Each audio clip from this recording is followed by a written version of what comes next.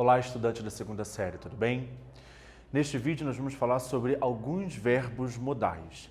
Então, para que a gente possa começar a falar sobre esses verbos modais, é importante que a gente entenda o que são verbos modais. Vejam aqui comigo, olha. Um verbo modal é um tipo de verbo usado para indicar a modalidade, ou seja, probabilidade, habilidade, permissão, solicitação, capacidade, sugestões, ordem, obrigação ou conselho. Os verbos modais sempre acompanham a forma base de outro verbo com conteúdo semântico. O que isso significa? Independente da modalidade, da carga semântica que esse verbo tem, então você vai ter o verbo modal e logo depois dele um verbo normal, um verbo principal aí, tá bom? Vejamos aqui, olha só. Os primeiros verbos modais que a gente vai conversar. O must e o have to. Must, que significa deve, quando você deve fazer alguma coisa, e o have to, tem que fazer alguma coisa. São usados para expressar obrigação, algo que deve acontecer, alguma coisa que foi imposta, é necessário ou muito importante. Então, expressam a questão de obrigação, algo muito importante que deve ser feito. Vejam os exemplos.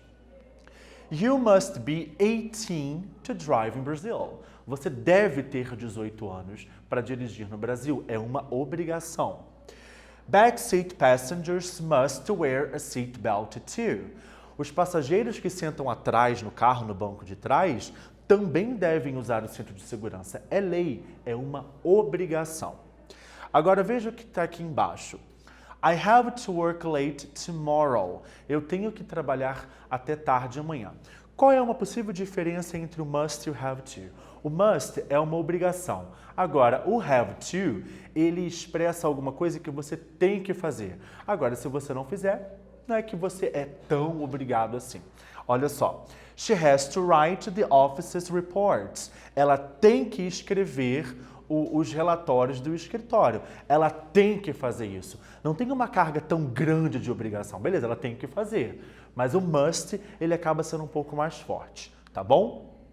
Mustn't. Repara aqui como é que se escreve, tá? Normalmente os alunos, eles confundem um pouco a posição do apóstrofo, do N aqui.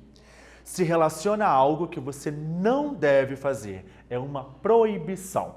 Por exemplo, you mustn't use your cell phone while driving. Você não pode, não deve usar o celular enquanto dirige. É proibido, tá?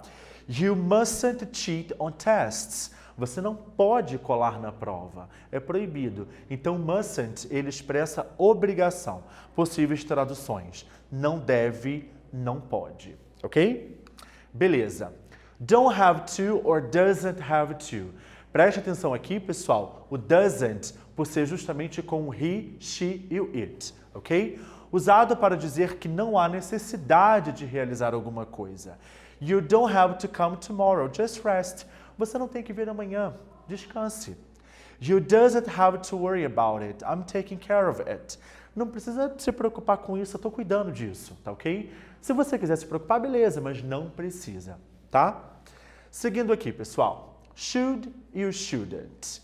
Tanto o should quanto o shouldn't, eles são utilizados para expressar um conselho. Traduções do should, deveria, shouldn't, não deveria, algo que você não deveria fazer.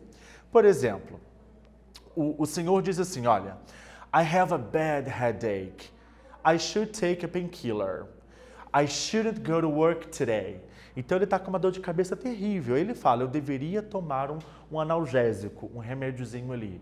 É um conselho que ele deveria fazer, tá ok? I shouldn't go to work today. Eu não deveria ir para o trabalho hoje. Então é um conselho também que seja para si próprio, né? Mas algo que ele não deveria fazer, tá ok?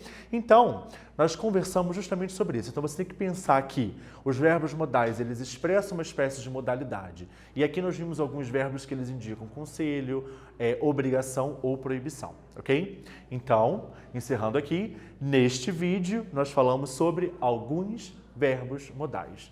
Eu espero que vocês tenham gostado, pessoal. Bye, bye.